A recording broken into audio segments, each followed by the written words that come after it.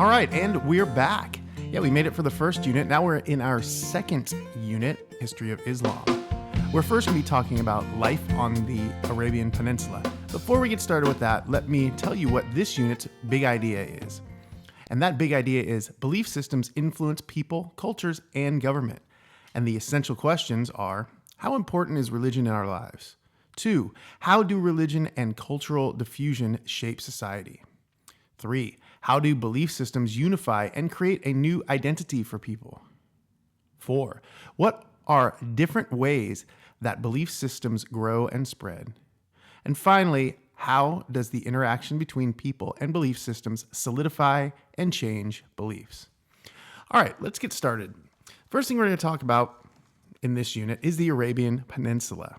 As you can see here, the Arabian Peninsula is located between 3 different continents. Well, it's actually on the Asian continent, but it's right here on the edge. And if you look down to your left, you'll see Africa. And if you look up a little bit, you will see Europe.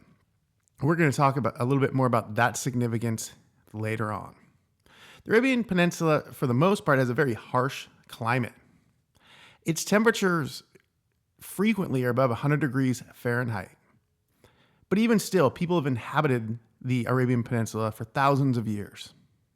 Some of the physical features of the Arabian Peninsula are sand dunes. These dunes reach up to hundreds of feet, some over 800 feet high, and they stretch for thousands of miles.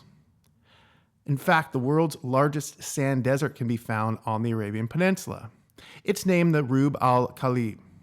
It covers much of southern Arabia. Rub al-Khali means empty quarter. There isn't much water on the Arabian Peninsula. Most of the water can be found in oases.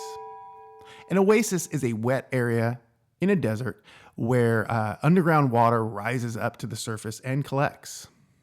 Again, with temps regularly reaching over 100 degrees and most of the land being dry, oases became places for people to gather.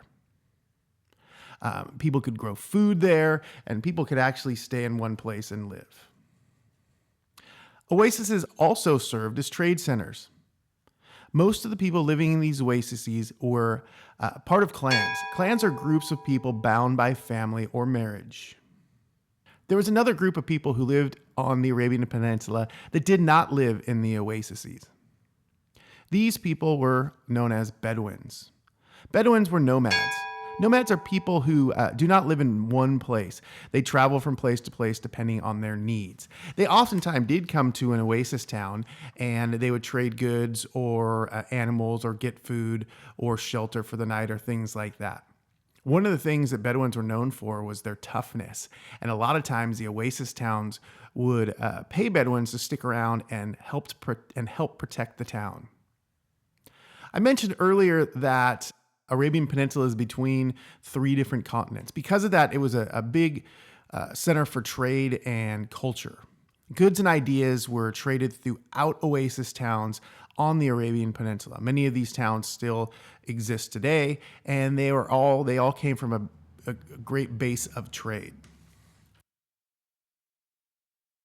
One of the reasons why people came to Mecca in the beginning was because of trade. Also, people came to visit a religious shrine called the Kaaba. The Kaaba was built by Abraham. Abraham was an important early figure in Jewish, Christian, and Islamic religions. Many Arabs thought themselves descendants of Abraham. They believed that Abraham and his son Ishmael built the Kaaba as a temple to God. People still travel from all over the world to visit the Kaaba in Mecca today.